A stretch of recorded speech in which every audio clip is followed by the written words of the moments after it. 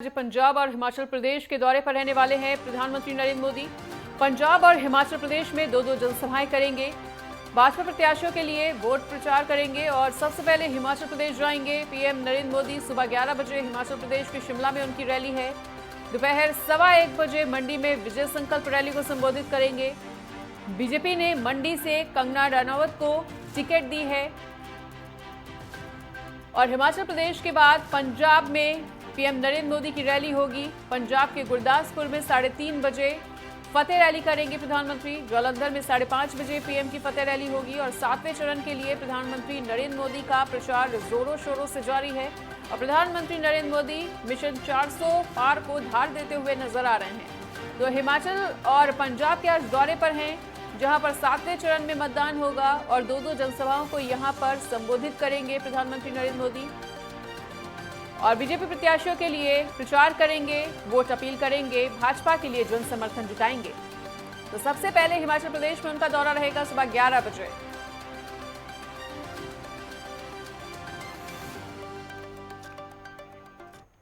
और इसी बड़ी खबर पर अधिक चर्चा करने के लिए हमारे साथ ईशा ठाकुर भी लगातार बनी हुई हैं। उनका एक बार फिर से रुख कर लेते हैं। ईशा, तो आज पंजाब और हिमाचल प्रदेश के दौरे पर हैं प्रधानमंत्री नरेंद्र मोदी। सबसे पहले तो उनके दौरे को लेकर जानकारी दीजिए, मिनट टू मिनट स्केड्यूल क्या कुछ रहने वाला है?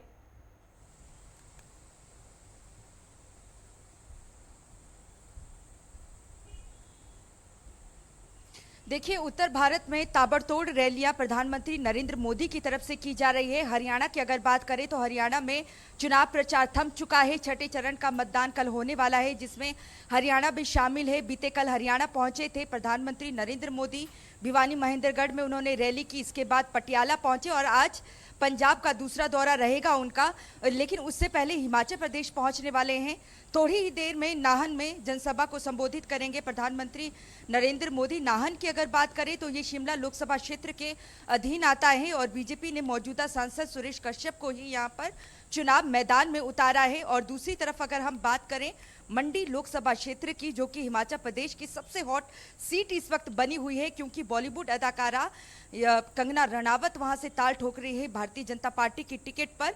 और कहीं ना कहीं जिस तरीके से महिलाओं के मुद्दों को लेकर और श्री राम और हिंदुत्व के मुद्दों को लेकर मुखर होती नजर आ रही है और कांग्रेस पर निशाना साध रही है कंगना रनावत, तो कहीं ना कहीं उन्हें एक और बल मिल जाएगा जब प्रधानमंत्री नरेंद्र मोदी उनके लिए वोट मांगते हुए नजर आएंगे। देखिए, कांग्रेस की तरफ से कंगना रनावत की अगर बात करें तो उनकी छवि धूमिल करने की यहाँ पर कोशिश जरूर की गई थी। कई आपत्तिजनक टिप्पणी उन पर लगातार की गई और अभी भी की जा रही है। इसका जवाब प्रधानमंत्री नरेंद्र मोदी भी माना जा रहा है कि रैली से कर सकते हैं कि कांग्रेस एक तरफ महिला सम्मान की बात करती है, क्योंकि यहाँ पर अगर हम लोकसभा चुनाव की बात करें, राहुल गांधी, प्रियंका गांधी कह रहे हैं कि जैसे ही 4 जून को नतीजे आएंगे, कांग्रेस सत्ता में आएगी तो जून माह में ही 8500 हर महिला के अकाउंट में आएंगे। जिस तरीके से महिलाओं को लेकर लगातार वो कह रहे हैं कि महिलाओं का सम्मान कांग्रेस करती हैं, लेकिन आज मंच में सुनने वाला होगा कि जब कंगना रनावत वहां पर महिलाओं को लेकर ओंकार भरेगी, तो वहीं एक महिला को यहाँ पर बीजेपी ने जब टिकट दी है तो प्रधानमंत्री खुद वोट मांगेंगे कंगना रनावत के लिए। वो क्या कुछ कहेंगे ये देखना होगा, क्योंकि विक्रमादित्य सिंह की अगर बात करें, मंडी से कांग्रेस के उम्मीदवार हैं राजा वीरभद्र सिंह, जो कि हिमाचल प्रदेश के पूर्व मुख्यमंत्री हैं। उनके बेटे हैं, पीडब्ल्यूडी मिनिस्टर हैं सुक्खू सरकार में। उनका लगातार जिस तरीके से वो कंगना रनावत पर टिप्पणी कर रहे हैं, उनका कहना है कि कंगना रनावत जिन जिन मंदिरों में हिमाचल प्रदेश में जा रही है उन्हें गंगा जल से धोया जाएगा। और देखिए, श्री राम के मुद्दे को बीजेपी कहीं ना कहीं भुनाने की कोशिश कर रही है।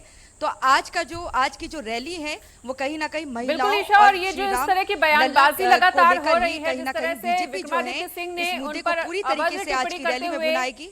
ये बात कही कि जिन जिन मंदिरों में कंगना रनौत जाएंगी उन मंदिरों के शुद्धिकरण करने की आवश्यकता है। तो इस बयानबाजी के बाद वहां का सियासी पारा काफी ज्यादा हाई होता हुआ नजर आया। कंगना रनावत ने भी ये कहा और उनके दिमाग को ठिकाने लगाने की बात कही। तो इस सियासी बयानबाजी की जनता पर क्या कुछ असर पड़ता हुआ, जनता पर किस तरह का प्रभाव पड़ता हुआ?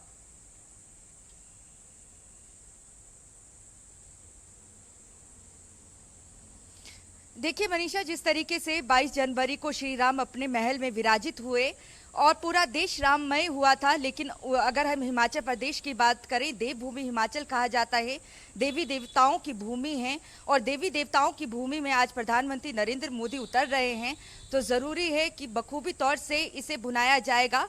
और क्योंकि कंगना रनावत भी कह चुकी है कि श्री राम के बाद अब काशी मथुरा की बारी है, और कहीं ना कहीं मंदिरों को लेकर ही विक्रमादित्य सिंह निशाना साध रहे हैं, कंगना रनावत को अपवित्र बता रहे हैं। उस अपवित्र शब्द का किस तरीके से प्रहार आज किया जाता है प्रधानमंत्री की तरफ से भी वो देखना होगा। लेकिन चुनावी माहौल कहीं ना कहीं गर्म हो चुका है। अंतिम चरण में 1 जून को मतदान होने हैं। 4 लोकसभा सीटें हैं हिमाचल प्रदेश की। पिछली बार क्लीन स्वीप किया था, इस बार वो दोहरा पाएंगे या नहीं वो देखना है। हिमाचल के बाद सीधा पंजाब भी पहुंचने वाले हैं प्रधानमंत्री नरेंद्र मोदी। पंजाब का आज दूसरा दौरा है प्रधानमंत्री नरेंद्र मोदी का। गुरदासपुर में दोपहर करीब 3 बजे पहुंचेंगे, चुनावी जनसभा करेंगे। और गुरदासपुर की बात करें, परंपरागत सीट मानी जाती है भारतीय जनता पार्टी की। बॉलीवुड अभिनेता विनोद खन्ना वहां से बीजेपी के सांसद रहे हैं, उसके बाद सनी देओल सांसद रहे हैं। लेकिन जब सनी देओल वहां के सांसद बने, 2019 में चुनाव जीता, कहीं ना कहीं गुरदासपुर का हालचाल जानने के लिए यहाँ तक कि कोविड के वक्त भी वो नहीं पहुंचे। और ऐसे में इसका खामियाजा भारतीय जनता पार्टी को इन लोकसभा चुनावों में उठाना पड़ सकता है। लेकिन आज की जो चुनावी रैली है, स्थानीय नेता को यहाँ पर चुनाव मैदान में दिनेश बब्बू को उतारा है भारतीय जनता पार्टी ने। ऐसे में प्रधानमंत्री उसका जवाब कैसे देते हैं ये देखना होगा, क्योंकि गुरदासपुर को लेकर ये कहा जाता है कि सांसद ने अनदेखी की है अपने ही लोकसभा क्षेत्र को लेकर। और ऐसे में क्या इस सीट को निकाल पाती है भारतीय जनता पार्टी, ये देखना है।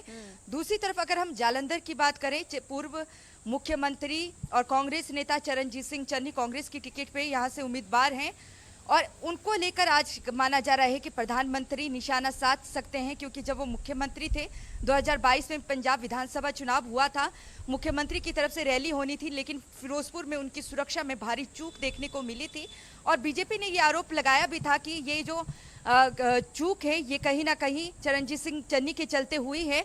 और ऐसे में अब देखना होगा कि किस तरीके की जो ये रैली रहती है और संबोधन में क्या सुरक्षा को लेकर प्रधानमंत्री कुछ कहते हैं या नहीं। जी बिल्कुल ईशा, महत्वपूर्ण सीटों को लेकर जानकारी दे रही हैं। गुरदासपुर और अगर जालंधर सीट की बात की जाए तो यहाँ पर भाजपा के लिए कितनी कड़ी और कितनी बड़ी चुनौतियां हैं, क्योंकि लगातार अगर इन सीटों पर बात की जाए तो भाजपा का दबदबा उस स्तर का नहीं देखने को मिला जितना कि तमाम राज्यों में देखने को मिल रहा है।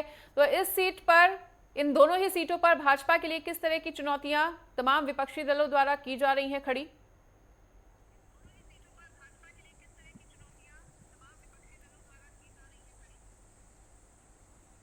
बिल्कुल, देखिए अगर हम बात करें गुरदासपुर की, गुरदासपुर परंपरागत सीट है भारतीय जनता पार्टी की, और उसे किस तरीके से बचाना है ये पूरी कोशिश यहाँ पर बीजेपी की तरफ से की जा रही है। और यही वजह है कि गुरदासपुर में प्रधानमंत्री की रैली रखी गई है। वो रैली इसलिए भी रखी गई है कि जो जनता नाराज इस वक्त चल रही है गुरदासपुर की, उन्हें किस तरीके से मनाया जाए। बड़े नेता वहां पर मंच में नजर आएंगे, और एक स्थानीय नेता दिनेश बब्बू को वहां पर चुनाव मैदान में उतारा गया है। लेकिन अगर हम जालंधर की बात करें तो जालंधर महत्वपूर्ण सीट बनी हुई है, क्योंकि जालंधर उपचुनाव जब हुए थे तो उसमें आम आदमी पार्टी जीती थी लोकसभा उपचुनाव में। इससे पहले क्योंकि कांग्रेस नेता की जब भारत जोड़ो यात्रा राहुल गांधी ने निकाली थी, वो जालंधर पहुंचे थे, तो यहाँ पर कांग्रेस के मौजूदा सांसद की मृत्यु हो गई थी। उसके बाद उपचुनाव होते हैं और उसमें सुशील कुमार रिंकू आम आदमी पार्टी की टिकट पे चुनाव जीतते हैं, लेकिन अब बीजेपी में शामिल हो गए। बीजेपी ने उन्हें चुनाव मैदान में उतारा है। तो ऐसे में जालंधर महत्वपूर्ण सीट है। जालंधर में चरणजीत सिंह चन्नी को लेकर, सुरक्षा को लेकर प्रधानमंत्री निशाना साध सकते हैं। जहां तक है कि बीजेपी भले ही पंजाब में कमजोर चल रही हो, लेकिन इस लोकसभा के जरिए 2027 पंजाब विधानसभा चुनाव में किस तरीके से मजबूती से उतरा जाए, इसको लेकर बीजेपी अभी से तैयारी कर रही है। पहली बार 13 की 13 लोकसभा सीटों पर चुनाव लड़ रही है भारतीय जनता पार्टी, और कई ऐसी सीटें हैं जिसमें कड़ी टक्कर देती हुई नजर आ रही है। जालंधर, लुधियाना, गुरदासपुर, होशियारपुर, और इसके साथ साथ अमृतसर की बात करें या श्री आनंदपुर साहिब की, यहाँ पर देखिए कड़ा मुकाबला चारों पार्टियों में देखने को मिल रहा है, श्रोमणी अकाली दल, कांग्रेस, आम आदमी पार्टी और भारतीय जनता पार्टी। तो ऐसे में कहा जा सकता है कि 13 में से 6 से 7 करीब ऐसी लोकसभा सीटें हैं जिसमें भारतीय जनता पार्टी कड़ी टक्कर देती हुई नजर आ रही है। इनमें से कितनी सीट निकाल पाती है बीजेपी, वो देखना होगा। लेकिन आज का महत्वपूर्ण दौरा भारतीय जनता पार्टी में प्रधानमंत्री नरेंद्र मोदी का आखिरी चरण में यहाँ पर चुनाव होना है।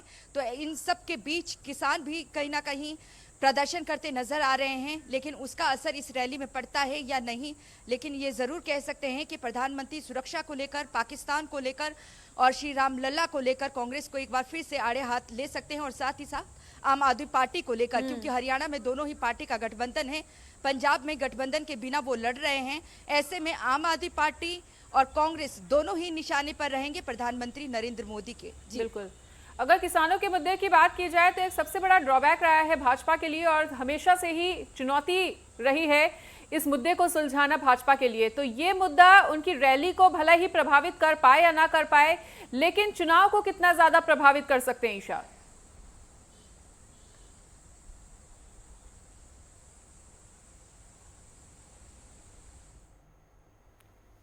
ईशा, क्या आप तक हमारी आवाज पहुंच पा रही है? चलिए, फिलहाल हमारा संपर्क टूट रहा है और एक बार फिर से इस संपर्क को दुरुस्त करने का प्रयास किया जाएगा।